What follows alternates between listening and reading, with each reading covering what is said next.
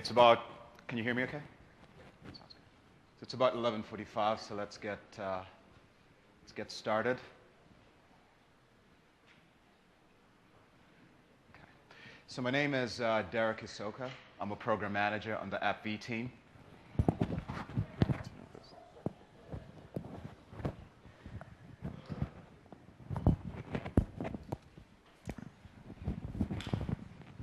A program manager on the AppV team.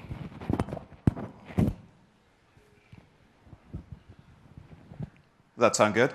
Okay, perfect.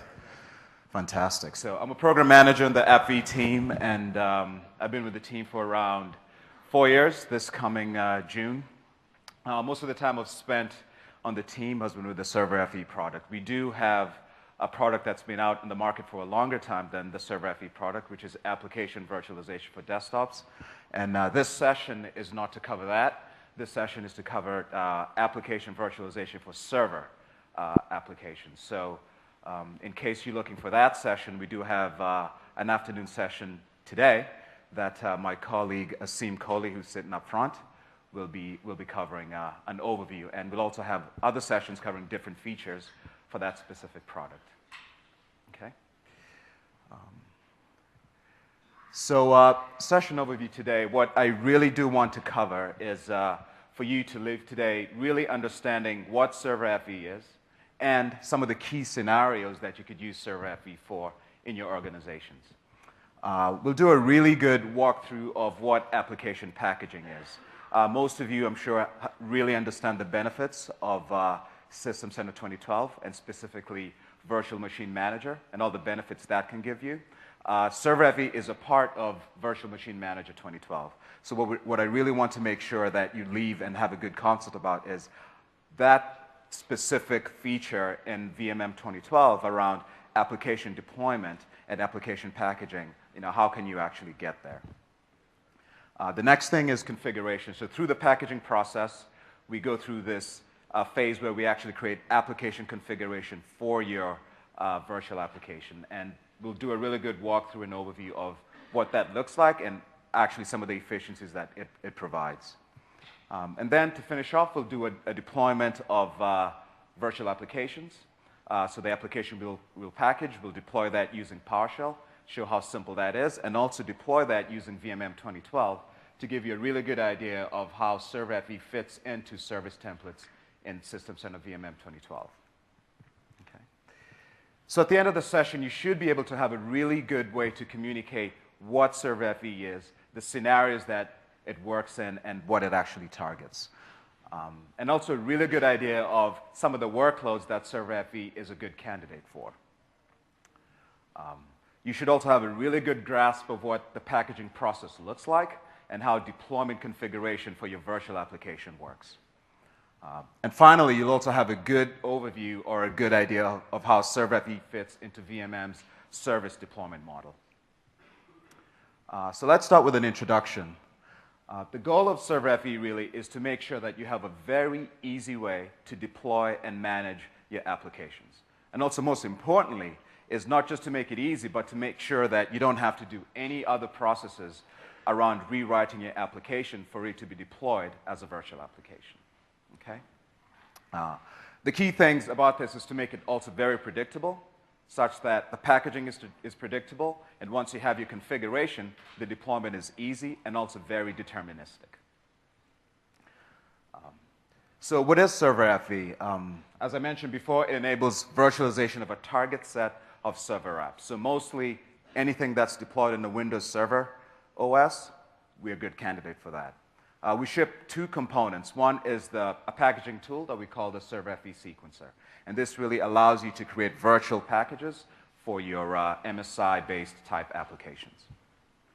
And then we also have a Server FE agent, and that essentially is an agent that you deploy on a target VM, and it manages your virtual application and your virtual application state and configuration. As I mentioned before, we ship as a component of System Center Virtual Machine Manager 2012.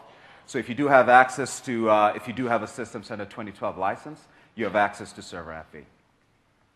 And eventually, and finally, we also facilitate app deployment through service templates that are part of VMM 2012.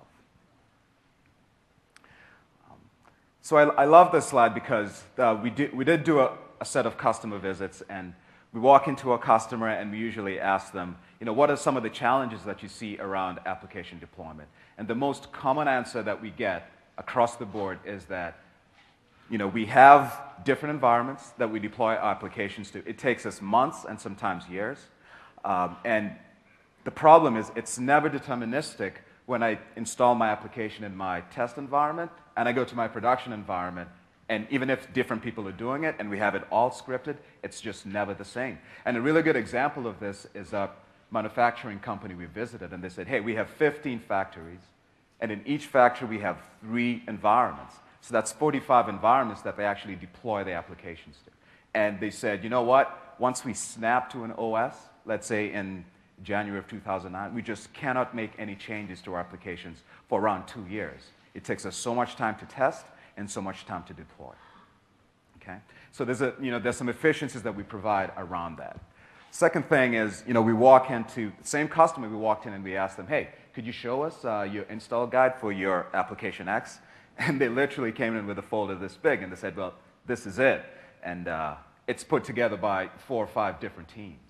And the person who actually installs it, all he does is, run scripts from different people. And he really doesn't know what he does, how he does it. He says, I just follow the instructions in this install guide. And that's actually quite common for a lot of server apps because they have so many components.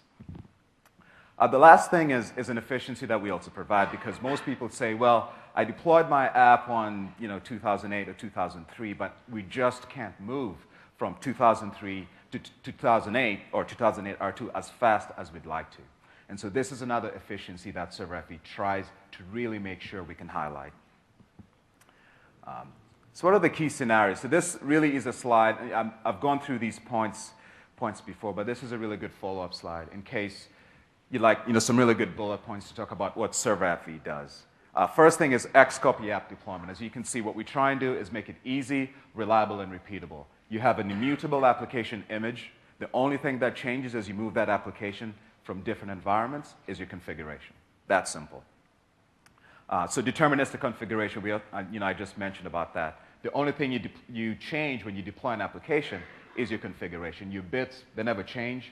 The only thing you change, let's say, is the context under which a service runs under, or the credentials which, let's say, an IIS app pool runs.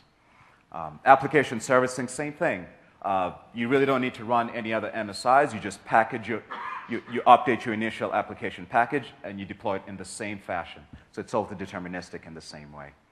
OS servicing, so application portability. How do I move my application from one environment to another environment? Could be the same operating system, or it could be an upgrade from one operating system to another operating system. Okay?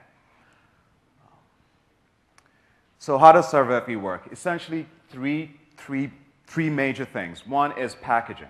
Through the packaging process, we take an application that has multiple components, put it together into one immutable image.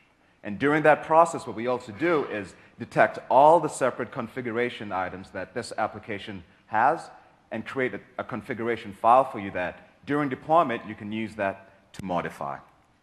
So here we go. So during deployment, copy your application. Essentially, it's an Xcopy. Take your application, drop it onto a server, start it, and you're up and running. And during runtime, our agent monitors everything that application does. So if something happens in the virtual environment, you change a setting, some new files get added, something gets changed, we monitor all that, and we call it state separation, such that anything that happens is separate from your immutable application image, which really allows you to take all the state changes that happen during runtime and take those state changes, and you can easily move them to a new Windows OS. Okay? So we'll walk into our first demo, which is package creation. But before I go there, we'll talk about how it actually works. So think of a server app which has multiple components. Some of these components could be Windows services, could be changes to IIS. It could have COM Plus, all these things that server apps have today. So what we do is we monitor all those changes. Once you say click install, you go through our packaging workflow tool. You say, I'm ready to install, and you start running through your install process. We monitor all the changes that your application makes to the registry, to the file system, anything that it adds essentially to a Windows server. And once you're done with that, we have an immutable application image. We say, here are your binaries, and here's your configuration. Okay? And the beauty of this is, even during the packaging process, and through the demo I'll show you this, is even if we miss capturing something that we automatically know is a configuration item, we do provide you a facility to actually search. So if anything's in the registry, if anything's stored in a configuration file that's XML or INI, essentially provide us a string, and we'll parse and search all those documents and surface those as configuration items that you can use, if you care about them, to change during deployment. Okay. So now I'll switch over to the demo machine.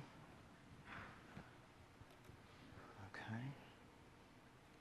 All right. So, okay. All right, so the application that we'll package today has multiple components. Has Apache, MySQL, and also PHP. Apache and MySQL will run MSIs to actually install those, and PHP will just be copying over files into the file system so that we can capture those. Of course, I've done this multiple times before the demo, but what I really wanted to show you here is I put together all the steps that if I was to hand this over to you, essentially would have to go through. So think of an IT admin who has to get an application installed. Hey, here are the set of steps that you have to go through to install this application. As you can see, there are multiple steps. They involve running an installer, naming it something, changing the port, changing the path which it runs under, and also going in and setting some credentials or what different instances would run under. Okay. So just to show you, if I go to the control panel, what I've actually installed on this machine is only the ServerFE sequencer. So that's our packaging tool. And what I'll do is I'll launch it.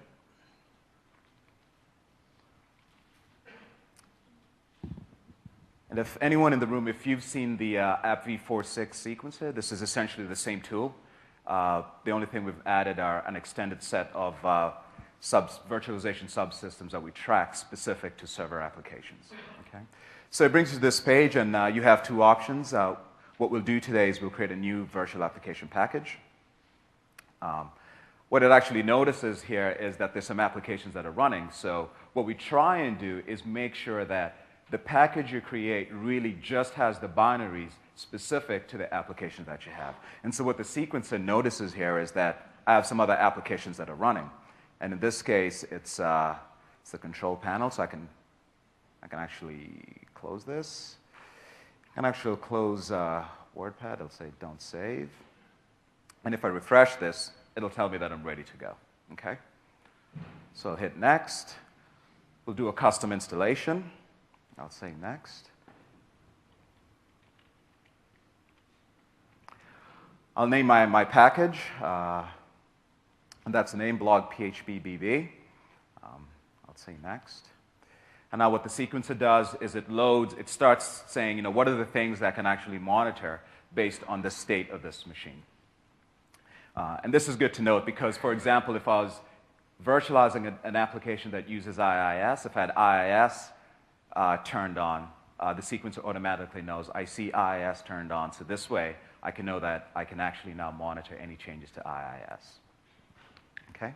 So now at this stage, what's happening is I'm going through what we call the monitoring phase. At this stage, our packaging tool knows I can now start monitoring any changes that happen to this Windows server. Okay? There's a quick reminder here. It tells me where to install my packages. So I have a script to run this. So I'm going to run this as administrator.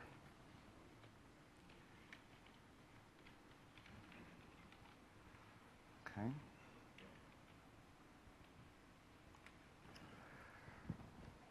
So this will kick off this, and we'll just install Apache. Go next. I'll do custom, just to make sure that everything goes into this specific location, the Q drive. We do mount a virtual drive that we use to monitor all the state changes that happen to this server during the monitoring phase. So I'll say next. Say install.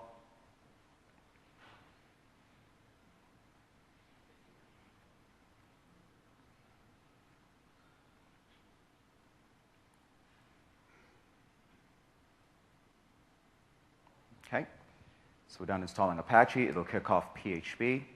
I'll do the same thing.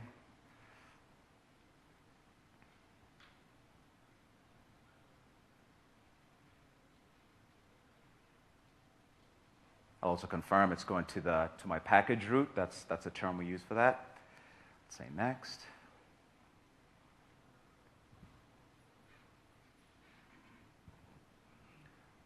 Let's go finish.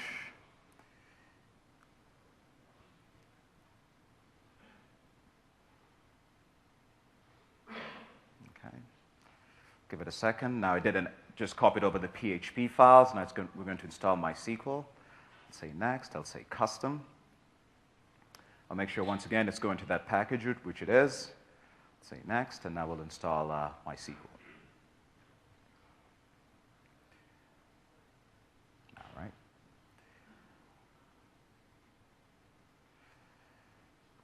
And I really don't need to configure MySQL, and I'll say finish. Okay, so that's done now. So now in this case, what I can do is I can launch Internet Explorer. And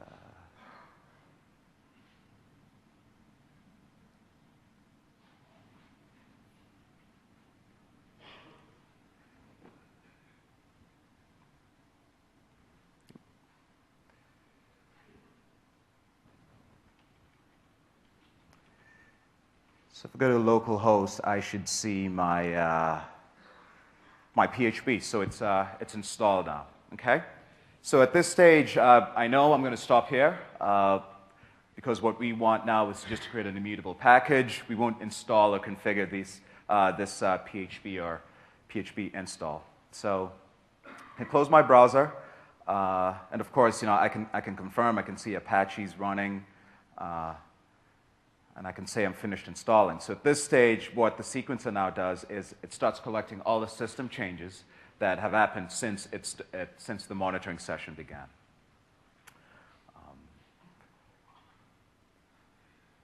And now during this phase, what we also do is capture all the changes. So if there are any changes to the registry, if there are any new services that were added, if there are any new to the Q drive, that virtual drive that I showed you, if there are any new files that were copied over to that location, we capture all that stuff. And once that's done, what it presents us, in a moment it'll show us a UI, which will show us all the different things it's seen, the shortcuts, and any applications that I can now launch to start configuring. Okay? So as you can see here, it noticed everything. It noticed even that I launched IE, so it's giving me an opportunity now to go and start all these different applications or shortcuts. Okay? So right now, I really don't need to run any of these, and I can either say run selected or run all, and this is a good phase because if there are specific things that you want to do to your application, even around like licensing or configuring a first run use, so if someone runs an application for the first time, should it prompt you for who's your username or who's the first person who run this app. You can do it at this time just to clean up your package, but for this instance, we won't do that. I'll say next, and if I did make any changes, the sequencer goes through another phase of trying to collect any changes that were made to that package. Okay. So we'll give it a moment. It'll create the virtual application package in this phase. And so we're done. We have a report page, and this screen is really good because if there's specific things around your package that we know we did not capture or we excluded, we show you here. Or even any things that we may think may actually prevent you from deploying this package correctly, we show them here. In this case, there are probably some temp files that we excluded, and we exclude those because we don't want any user-specific information in a package. Okay. So now I can say close. I'm actually done creating my package. As a best practice, what I usually do is save my package now, so I'll just say save. Go to the desktop, I'll create a folder for it.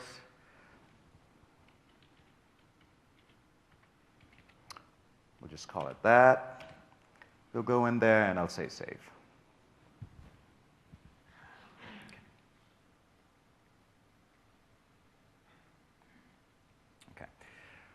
So as I mentioned before, what we do is we do two things during the packaging process. We create an immutable application package for your application. That's your virtual application package. What we also do is we monitor specific things that your application does that we may create configuration atoms for. In this case, what we notice is the two things, Apache and MySQL create Windows services on this machine. And so we immediately create deployment configuration atoms for those. And this really, what it is, just to show you what it looks like. It's a simple XML file. It's a simple XML file that has configuration atoms. So we know that it's a MySQL, it's your MySQL service credentials. We give you a description of exactly what that is. It's a username and password under which the MySQL service is run. So if you come back to the UI, what you have are those, the two services we detected. If you go into our virtual services, if there's a list of, let's say, 10 services that your application had, they'd all be listed here just to show you that we captured all of them. And so at this stage, let's say there's a specific thing that I noticed. I said, hey, you know what? There's a port, for example, that MySQL runs under. I don't see it here. I can come and say, add deployment configuration item. Let's say I search for either the number, or I just search for port. I say search. And now what it does, it goes through every single thing that I talked about before. It goes through the registry. Is there anything in the registry that has that value? And also goes through any configuration files such as XML or INI, and try and parses those files. So we have support for all those. And a really good way to actually show you is if you go into option, you'll see the locations which you can search for specific items. All right, so either registry or through the file system. Okay? And so in this case, if I wanted to add these as configuration items, I could easily just click them and say add as a configuration item. Okay? Another thing that through this UI you can do is your application, for example, may not specifically have configuration items that you want to configure when you deploy. You may have scripts, for example, that you want to add and run when you deploy your package. So under this Manage Scripts option, we give you two options. One is you could run a script to configure your application, and that script runs inside the virtual environment. So that's an application-specific script. We give you the option here of either to point us to a script to run that could be off-box, let's say on a file share somewhere, or you could actually provide the actual commands for us to run. So you have two options there. And the two scripting options we have here are inside the virtual environment or outside the virtual environment. So if there's something on the Windows server OS that you want to configure, you have that option.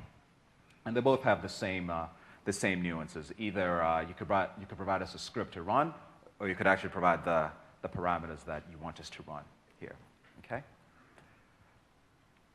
So that's it. So you have several other options there if I wanted to make some of these items mandatory, meaning when I go through the VMM UI and I now have to deploy this package, and you mark something as mandatory, that means that the UI will prompt and say, hey, there's a specific configuration item during packaging that was mandatory. That means you have to provide that configuration item, or you have to change that specific configuration item before you deploy this package. Okay? So at this stage, once we're done with the packaging process, you can close the package and just, there are separate other tabs here that can give you different properties around your package.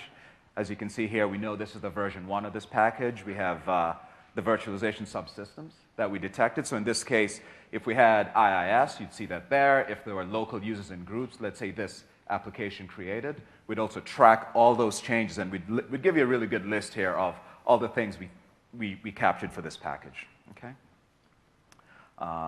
And of course, just to give you a really good idea here, is for the file system, we show you everything that this package has on your Windows file system. And also for the registry, we can show you all the changes here that the application has. Okay? So everything is componentized into this package at this moment. Okay? So that should give you a good overview of the packaging process. Now that I'm done, I can simply just close this.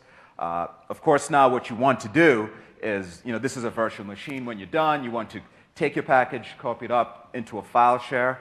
And what most people usually do is either revert back to a snapshot in case they want to create a new package. Once your package is off your sequencing machine, you have the option now of testing it, let's say, in your test environment, and that's the next thing we'll do, or importing it into a virtual machine manager library for you to create a service template. Okay? So switch back.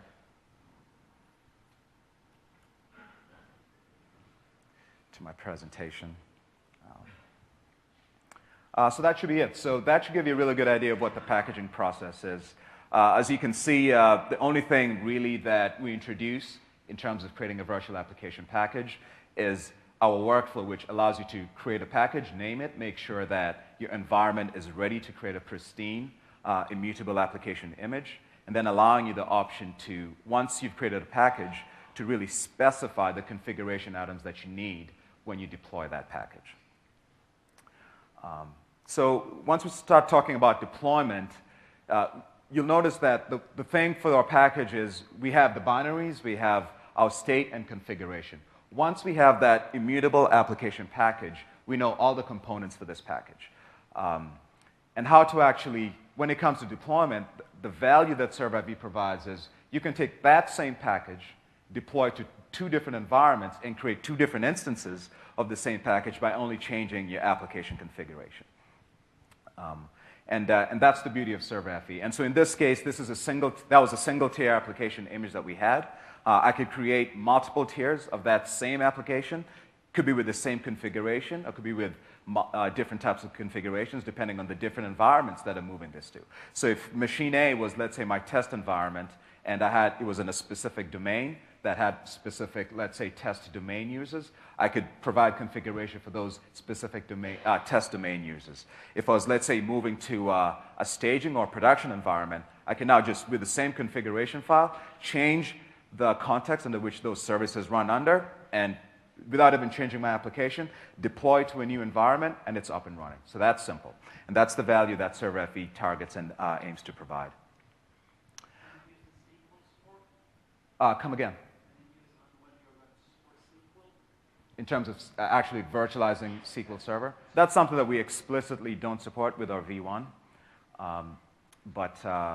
We continue to try to see how we can extend the subsystems that we support in our upcoming versions. Yeah. Let's hold off questions until the end of the session because I'd like to make sure at least I don't get hung up answering questions, and I have time at the end of the session to address any of the questions that people may have. Okay. But just really as a correlation for that question is this same application could, let's say, I could say, you know what, I have a blog app, but I want you to talk to a remote SQL database, and we would still, that's a scenario that we actually do support. And in this case, we'd also, through deployment configuration, we'd actually notice that your application talked to a remote SQL database, and we'd surface those connection strings as configuration items. Okay. So now we go through a demo, same package that we created. What I'll do now is, and this is common practice, I do it myself. I quickly sequence an application, and now I'm ready to say, do I actually have a valid package? And now what we'll do is take that same application that we packaged, and we'll deploy it simply using PowerShell. Okay? So I'll go back to my demo environment. I will can minimize this. I can bring this up. Take this full screen. Okay. So a few things I'd like to show before I actually deploy this package is a couple of things. One, the only things I've installed in this machine at the moment are the ServeIV agent. So that's the agent that monitors anything that monitors and actually controls anything that happens with your virtual application package that's been deployed to a specific machine.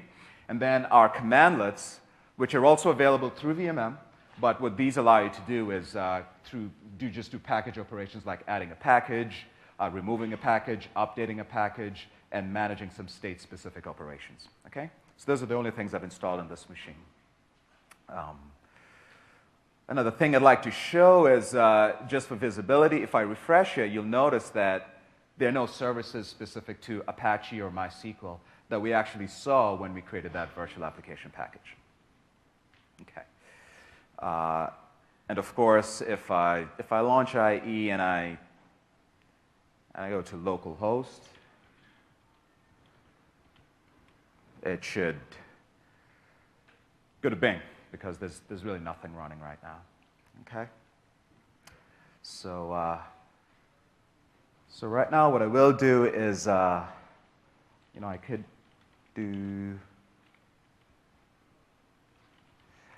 do that, see if I could see I have the ServerFE agent installed, I know the version of ServerFE, and so my modules are imported into PowerShell, and now I'm ready to actually start deploying my package. So the syntax, I'll go through the syntax of deploying my package. It's very simple. It's just add server app v package.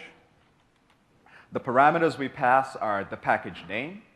So now you can actually just create a new instance of this deployment by giving it a specific package name, giving it the location of your manifest file, which describes the application, giving it the location of the actual package file, the immutable application image, and then giving it the location of your deployment configuration file. And now if I go into my, as you can see here, this is the package that we created, and as you can see, it has all the components that we saw here. So I'll just copy this location, Control-C, and I can go here, and I can give it the name. Let's say we call it PHPBB. We'll give it the name of the manifest. Scroll here. So that's the location of the manifest file.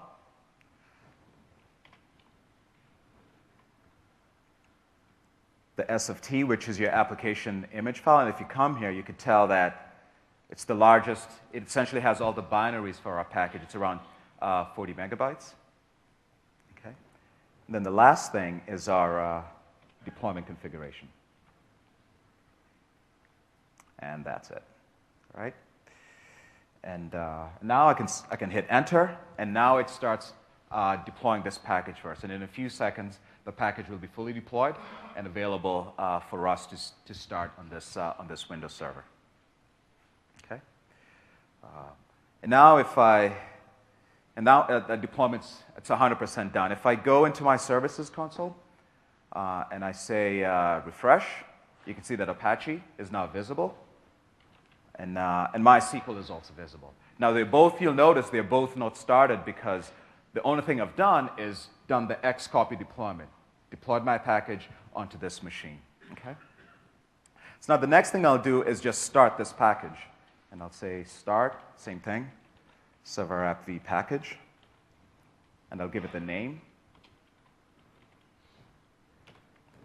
And now it'll go ahead and it'll kick off running all the virtual services for this package. Now the beauty of this is what you can see is here is Xcopy deployment to deploy the package, and then starting without any installation steps.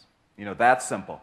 And what we do now is anything that we captured in that package, in this case, we have services in this, for this specific package. If let's say we had 4 or 5 IIS applications, app pools, we'd also automatically start any single component that was registered and available for this application package. So that's simple. And so now, if I go into my services, what I will notice if I refresh this is Apache is now started and running, and same thing for MySQL. And here, if I do the same thing and go to localhost and say enter, PHP is now up and running on this machine. So that's simple. So you can see from a deployment perspective, there are a lot of efficiencies that ServerFE provides. This could have been a multi-tier service, and through that, the beauty is VMM allowing you to create a service template and deploy, and they'll instantiate, and they'll do everything that I did here in the background, which is copy the package over, start it, register the services, and get all the tiers running for your application. Okay? So that's deployment using PowerShell and ServerFE. It's very easy. As you can see, it's very deterministic. I essentially could sit here and do this all day on multiple versions of Windows, and it would run in the same way. Okay? Go back to my presentation now. All right. So the next thing we'll look at now as I talk through from a deployment perspective is how ServerFV works in conjunction with VMM 2012 to do the same thing I showed you, which is make deployment easy and deterministic. So VMM has a concept of services, which essentially are all the resources that are required to run an application.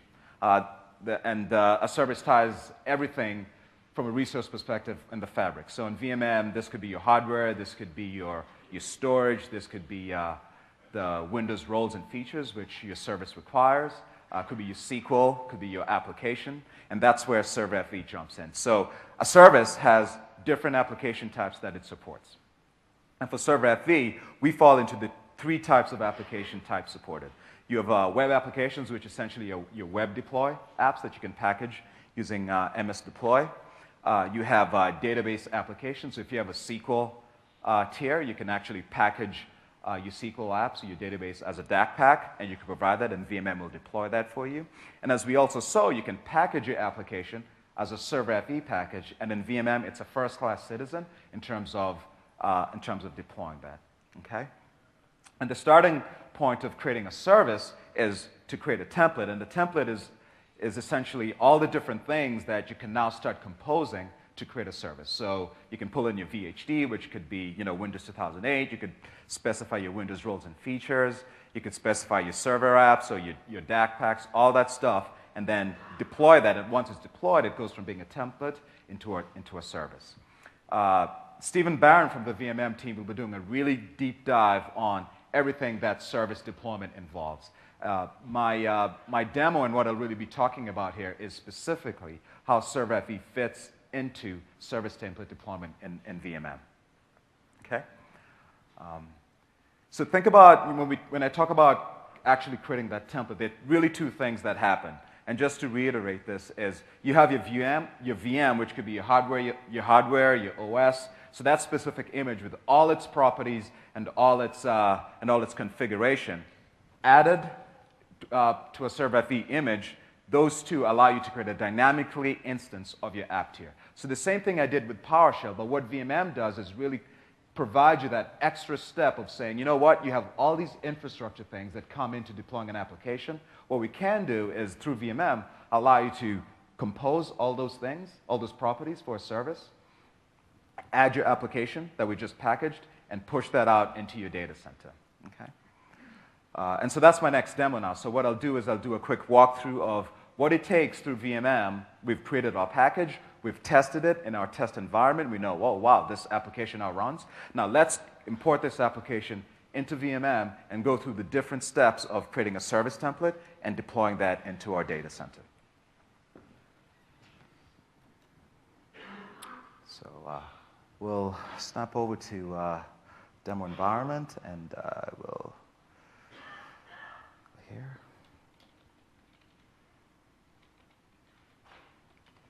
Okay. All right. So we're here. So what I would like to show you here is from the start. So if I go into VMM, what you will see here is I have a library, and a library has multiple things. If I go into let's say this library, what you will see, it has different things. There's VHDs, there's applications, it have DAC packs. It'll have what they call GCEs, or custom resources that you could scripting frameworks that you use to deploy services. If I just say explore here, essentially, if you think about it this way, we sequenced our package, we created all those artifacts for our package. The only thing I needed to do now is copy over that file folder from my sequencing station into my VMM environment. So it was simply as an Xcopy file into this library. And after it's in here, as you can see, that could be our app. That's another version of a virtual package. If you open this, you can see all the different components that the package has. And this is the same package that we deployed. Okay? So once it's available in your library, let's say you copy it, you just say refresh. It should appear as an artifact here. And if I click on that, you can see it's the same package we created. And as you can see here, it has all the different deployment configuration items that we saw when we sequenced this package or when we created the application package. And so this, from a VMM perspective, once you have your infrastructure set up for VMM 2012, what you can see is once you copy over your package into the VMM infrastructure, it's a first-class citizen. You can see all the different components that this application had. Okay? So that's our library. If we come up here, click on this hierarchy, I can now start, let's say, create a service template. So creating a service template allows you to, let's say, choose from a designer, you can choose the different tiers. We know we have a single tier machine, and I'll just call this MMS demo. I'll say it's a single tier, it's a version 1, and I'll say OK. So what this will do is it'll take us to our service template designer, and from the designer perspective, we can now go ahead and start creating a service template with all the different properties. So I can now, let's say, come down here. I could say right-click. I could say properties. Actually, cancel. I could go right here. I could say properties. And now you can see all the different things I was talking about. I could go here for my hardware configuration. I could set my memory. So let's call that 1024. I can go to my IDE devices. I could say, let's add a disk. I could browse. Let's say we sort this by OS. I can come down here and I can, let's say, pick this guy, which is 2008 R2. So now I have an OS for my template. I could go here and say we want this template to be connected to the corp network. And I think I'm good with all the settings I have here for my hardware. I could go to my OS. I could call this, let's say, PHP demo hashtag. Those two hashtags, what allows me is every time now I deploy this service, it'll create a new machine. And let's say go from PHP demo 01, 02, 03. So in this case, if I really want to scale my service, anytime I create a new service and deploy it, it'll just incrementally create a new machine and automatically give it the same machine name, but added by, let's say, 01, 02, which is a really good way to keep track of all the services that you have out there.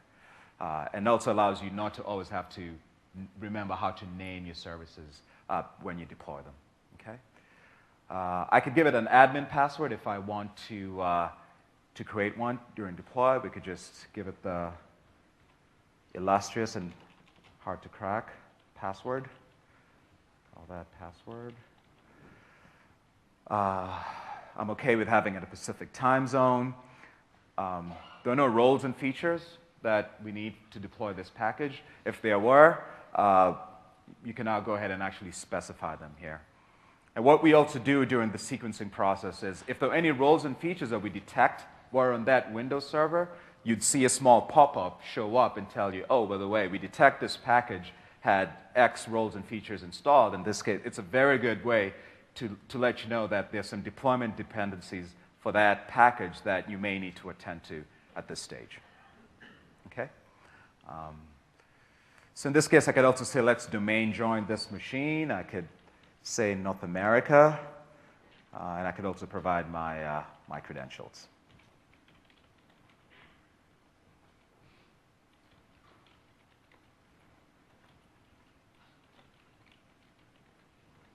Okay? And that's it. If I had any answer files that I wanted to be to use during deployment, I can also provide those here. Okay? So now the sweet spot that we really want to focus on today is application configuration.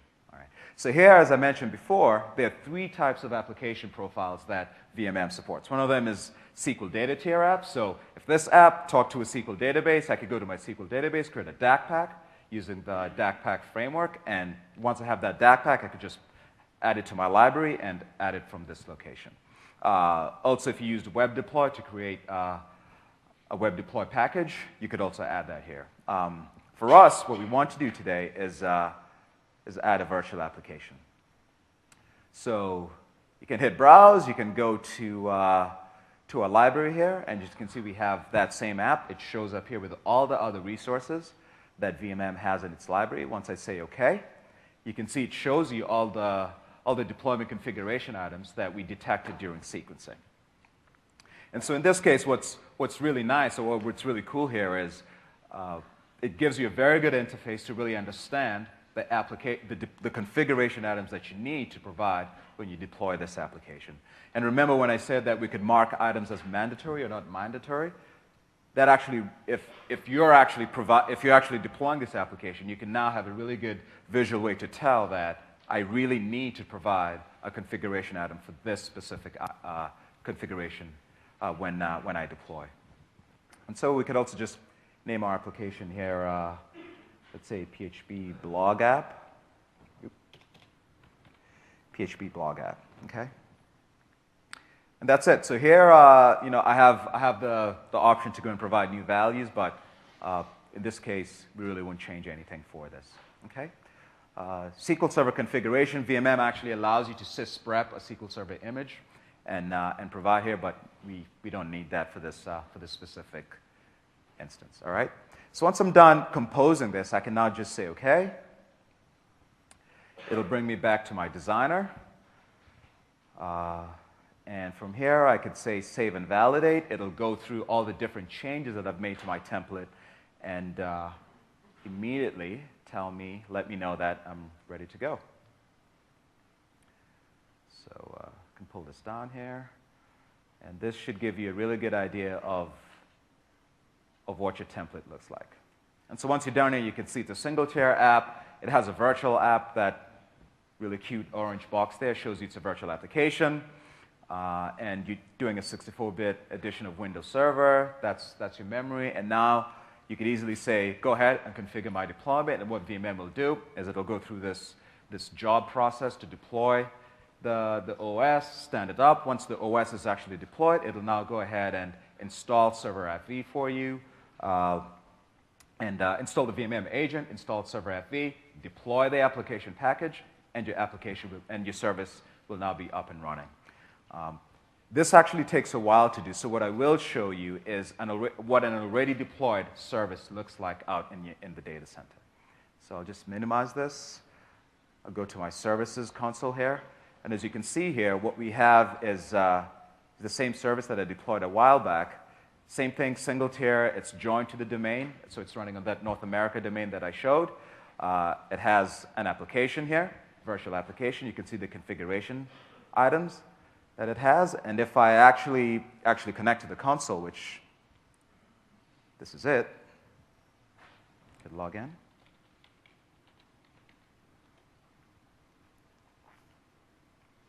Say connect, you can see that it's up and running. So this is the same virtual app that we deployed. If you go to Control Panel, you see that VMM actually deployed an agent. It deployed the VMM agent that monitors this machine. And also, as you can see, I just using the same PowerShell commandlets, I said, tell me which virtual application is installed in this machine. And it gives me the virtual app that's running there. Okay.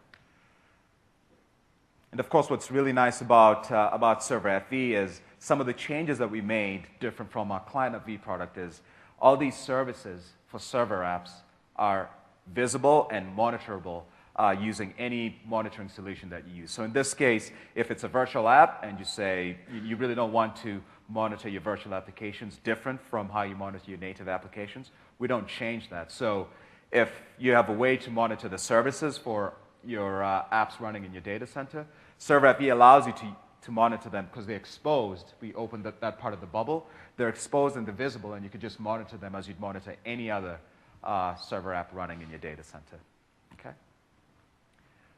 So as you can see here, what's actually running is this is very different from the package that we deployed in our test environment because it's been running for a while. I've even changed the name.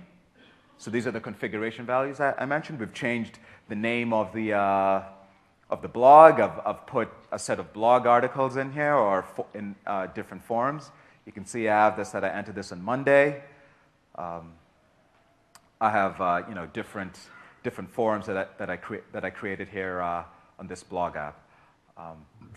And what really this will aim to show is, how do you have a virtual application that's been running for months, let's say 3 or 4 months out there, and let's say now you have a new version of Windows Server that's out there, patched, and your IT organization wants, let's say, to patch all the Windows servers running out in your data center. How do you take something that's running on Windows Server 2008, let's say R2, to Windows Server 2008 R2 SB1? So that'll be the next thing we look at. So I hope that gave you a really good idea of what it takes to create a service template. As you can see, from a VMM perspective, it's very easy. The only really good thing you can see with using VMM is it allows you to go beyond just testing your application using PowerShell, as we showed you, to really creating a really robust way of creating a service, all the different things that it takes to deploy a server app out there, which are more than just applications. Could be your OS and all the memory and storage requirements, and how you can actually build and integrate Server FE into that and deploy it out in your data center. Okay? All right. So with that done, I'll go back to my presentation. Okay. All right. So essentially we went through the whole process of creating a service template, and that's the first phase of deploying a service using VMM 2012. But just like any other thing, there really is a life cycle when it comes to deploying a service out in your data center, and how the different things that happen after that. You may have to, let's say, go through the process of updating your service template, which could be different things. Let's say we deploy that in our pre-production cloud, but we want to take it through the same VMM console and deploy that to our production cloud. And as we talked about before, the only things you potentially would want to change there is not your application, but the configuration that application requires to run in the new environment. Other things that we may want to change that I mentioned before were, let's say your application hasn't changed, your configuration hasn't changed. What really is changing is your underlying OS. So it's Patch Tuesday. Every month you patch your Windows servers, but you want to deploy a new version of your Windows server. How long does that take for you to, let's say, reinstall your application today? What we will show you is through Server FE how you can actually take to the service template, point to a new instance of that service template, that the only thing that has changed is your Windows OS. Let's say you've gone from R2 to R2 SB1, and take your same application with the running changes and deploy that to a new version of the OS. And then the last thing, of course, is how that happens in the case of applying those changes to a service instance that are actually running already out in your data center. Okay? So the last thing we look at today is state management. And state management here in the sense of how do we take all the changes that an application goes through once it's deployed, that's the running part, or the runtime aspect, and take those changes, capture them, and allow you to still, because we're state separated, take those changes and deploy those to a new service that has your application and a new version of the OS. So here is a really good example if you're to look at this and see how state separation allows for application portability. So we have machine A, which let's say has the same application, the same version of Windows OS, but the only thing that's changed is the state. And what VMM does and what Server FE allows you is, because the state is separated from your application and it's also separated from your operating system, we can actually back that state from your machine up, let's say, into what VMM does is attaches a virtual disk, or I'll show you through PowerShell how it's very simple just to create state and move it from one machine to another machine and deploy that. Okay? So we'll back up the state, and in this case, take that same state, move it to another machine, new version of the OS, same application, but the state that was running in another machine, on your original machine, machine A. Okay? And through a restore state operation, what we'll show you is you could take that same application package, your configuration hasn't changed, the only thing that has changed, and in this case are all those entries that I made into the form, could be different, could be also file system changes that I made, and those will simply just traverse over to your new machine. Okay? So we'll go into my next demo, which will show us app portability. Okay. So as I showed you before, we're connected to this machine. This machine, has been running for a couple of months. It's the same package that we deployed using PowerShell, or the same application that we deployed using PowerShell. What's happened with this app is we've had a bunch of changes. We've talked to our business users, we've named it, we've added blog entries, we've configured different things, how different users will be able to deal with the form. But the thing that now that has changed is we need to be able to take this service and update it to Windows 2008 R2 SB1. Okay?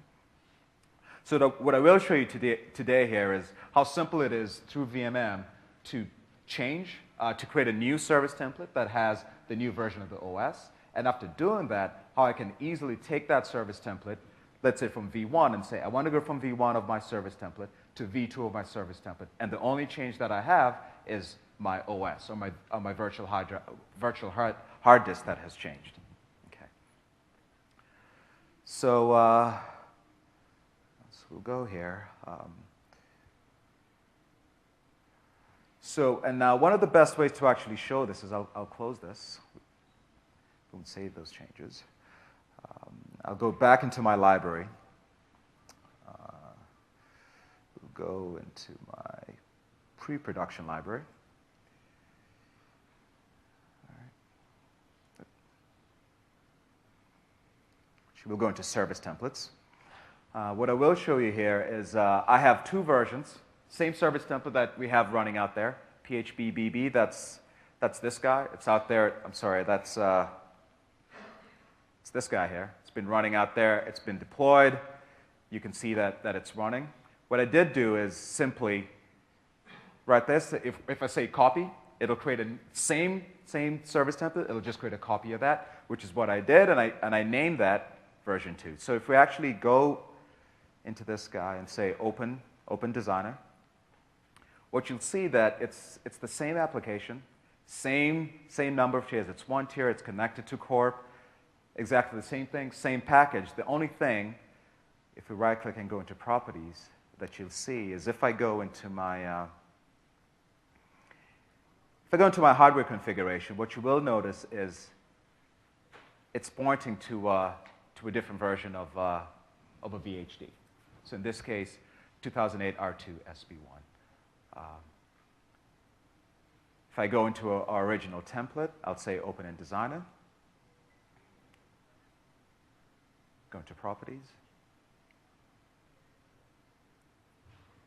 This, of course, points to just 2008 R2 Enterprise Edition.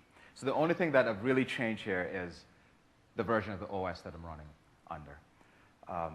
The really cool thing that I want to highlight here is, as I mentioned before, we've deployed this. We have a set of changes that are out there, they're running. And so the simple way to actually do this is to right-click this. Actually, what we'll do is we'll go into our VMs and services. That's the way to do it. I'll right-click this. I'll say Set Template, right? And now we have the options here to how do I actually update this service? And we have two ways to do it. I could modify application settings. So in this case, if nothing's changing, my OS isn't changing, the only thing that I'm changing is my configuration for my application, I'd pick that option. But what we're doing now is we're actually replacing that current template. We're going from version 1 to version 2 of that template. New OS. So I'll say replace the current template with an updated template for this service. I'll click on Browse. I'll select version 2, that template, and we reviewed it. That only has the new version of the OS.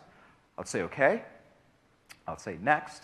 What VMM does there now is that it actually parses the version 2 of the template and says what's changed in terms of application settings. Now, let's say if I'd gone to version 2 of the template and I'd configured that to say, hey, we're going from test, we're going to production. In test, we just have, it runs as local system. But now in production, we're going to have a domain, let's say a domain group to manage those services. Those changes would have showed up here. But of course, there's nothing that we're changing from a configuration perspective. If I say Next, it'll tell me specify how to apply the updated service template. So what I could do is two things. If I was only changing my configuration, I don't want to go through the elongated process of deploying a new service template and deploying an updated OS. I'd just say, go ahead and apply the changes. What VMM would do is it'd say, I have a new XML file, that deployment configuration file. It's an XML file. It would just push an updated XML file out to that deployed service instance. In this case, what we really do know is we need a new service out there because we have a new version of Windows that we want to deploy to. So in this case, what I would say is that I'd select the option to deploy a new virtual machine with updated settings. So I'll select that, and I'll hit Next. And what it does the same thing. It goes through the service templates and does a check to see what's actually changing. So if you look at this here, if I just was to expand so you could see the changes. So as you can see, what it's doing is what we call image-based servicing. So it knows it's creating a new image of Windows OS out there. And on top of that, what VMM also knows that it's doing is it says, if that version of V1 of that service template exists, I also know that I need to capture all the application changes, all the virtual application changes that exist, and move those over to my new service template. So if you look at this, it'll tell you exactly what's happening is you're going from your current value is 2008 R2 Enterprise, and you're going to 2008 R2 SB1. Okay? And of course, it just gives me a warning saying you have a single tier. If you're going to do this service operation, it'll have to shut down that single tier as we bring up the new tier. So it's just a warning telling you that there might be unavailability because of the number of instances and the tier topology for this service. Okay? What you could also say is, and because of that, you have two options. You could say, hey, you know what, we're actually going to do this operation, let's say, at midnight when no one's using our service. Or you could say, hey, there's no one using this service now, and I'm going to apply the updates immediately once this wizard completes. All right? So we could check that. We could say next. And now what it'll go ahead is do our service changes. Okay? What I really want to show you now is really in the background what happens. And I'll do that using PowerShell. So what we can do now is I'll just cancel out of this. I'll say yes. We'll go to this tour VM.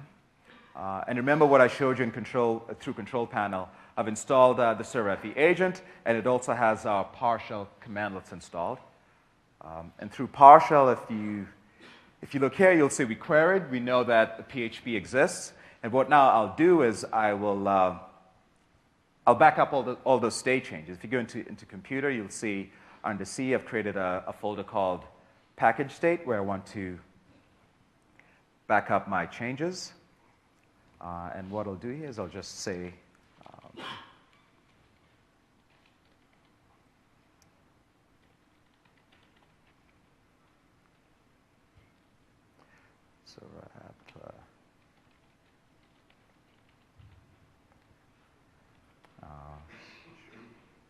give it the name of my package. And then last thing I do is I'll give it the name of the location where I want it to back up the state. Okay. So now it'll go ahead. It'll go through all the changes that we've been tracking using the ServerFE agent for that specific virtual application. It'll collate them, and it'll put them into this specific location, C package state. So that should happen in a few seconds. And once that's done, what we can do now is just take that. What we will do, actually, is take that package state, move it to a new machine, the original Windows, the original package that we deployed using PowerShell, and apply those changes to that machine. Okay? And that will give you a good idea of what happens in the background when we do an image-based servicing, or in this case, updating OS. So now a package state is there. We know it's available. If you go to this location, you'll see it's in there, and it has all the changes. If you actually browse this, you can see it. It'll have all the file system changes, all the things we detected specific to that specific virtual app. Okay. So now what I will do is I'll minimize this. I'll just log into this machine. Let's say OK. All right, so this is up. And so what you can see is, it's still showing me my administrative control panel. It's not customized in any way. I can refresh this, and you can see it'll bring me up to the same thing. So we'll go back into PowerShell. if I go here into computer, I had the same state, so that's there. So I'll just, actually, nope. I'll just copy this. I'll go here, and I'll say restore.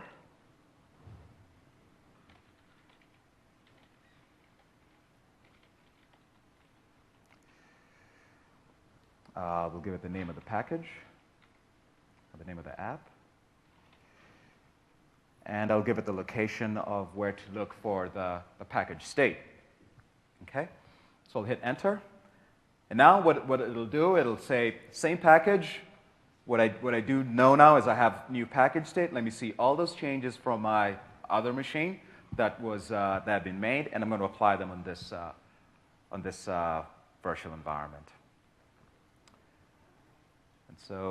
And so there we go. So our state has been moved from one machine to another machine. It's ready and available. And what it'll do again is I'll just start the virtual environment again for this package. Okay?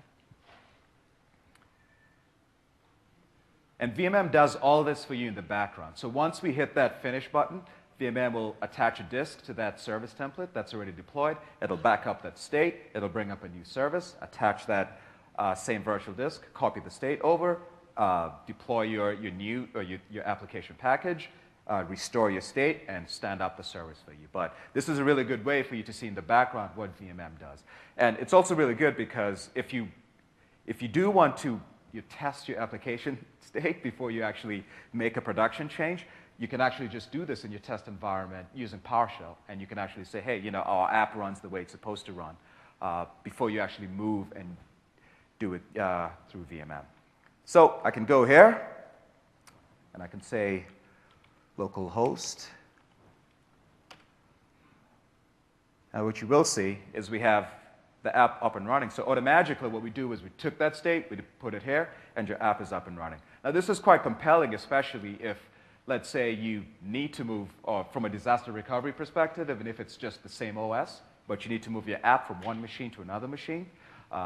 Also, let's say you just you have a much beefier VM or a different change of environment in terms of resources, you can still do the same thing. And this is, what we do when we do talk to customers. A lot of customers do say that this is valuable because one is application portability is just crucial. We have environments that, let's say, we have to kill and bring up new environments. We have beefier hosts for our virtual machines. This really allows them to, move the applications around. We also have some customers we talked to who said, hey, we have our applications that work on Windows Server 2003. We'd like them to work on Windows Server 2008. That's a jump in terms of different versions of OS. Now, if your package can work on Windows Server 2003, you can simply deploy it there, and a year, 2 years, 3 years from now, if you want to move from, let's say, 2008 to 2008 R2 or Windows Server 2012, this is a very compelling way to actually get the confidence that state can easily be moved from one machine to another machine with this ease. Okay? So that's it. That should cover app portability and how ServerFE enables that. All right.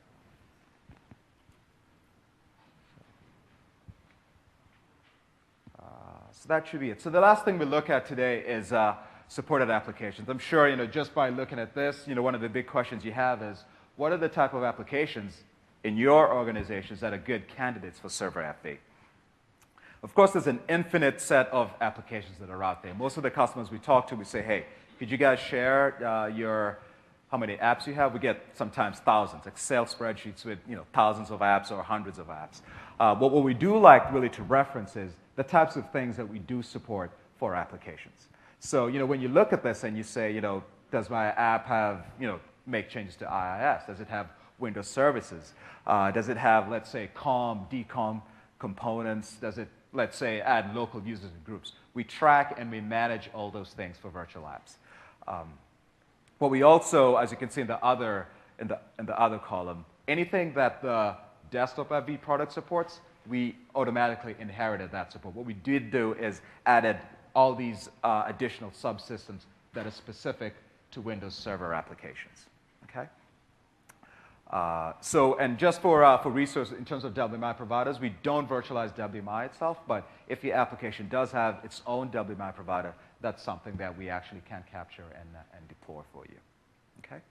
And as we looked at any registry file system changes, those are also things that we virtualize and are able to create for your package.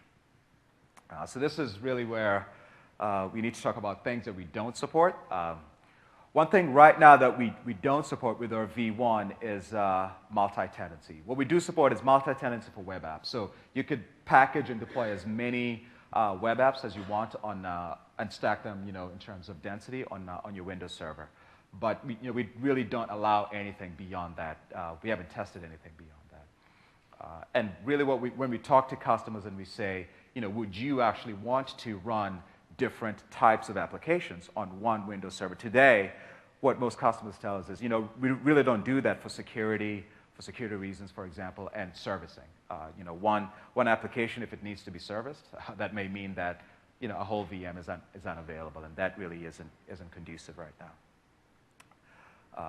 There's specific applications that we really would like to call out that we don't support, and those are SQL Server, SharePoint, and Exchange.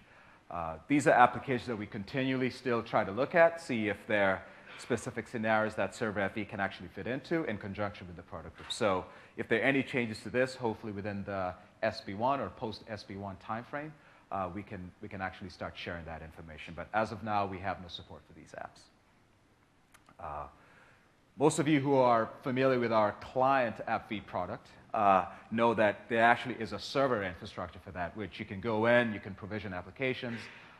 Through Active Directory, you could set up groups and say these applications can be provisioned to specific Active Directory groups. We don't do that with Server FE. And as you saw, our integration is through Virtual Machine Manager. VMM will allow you to configure your application and provision that application out into your data center. Okay? We do have a blog site that we're really trying to update.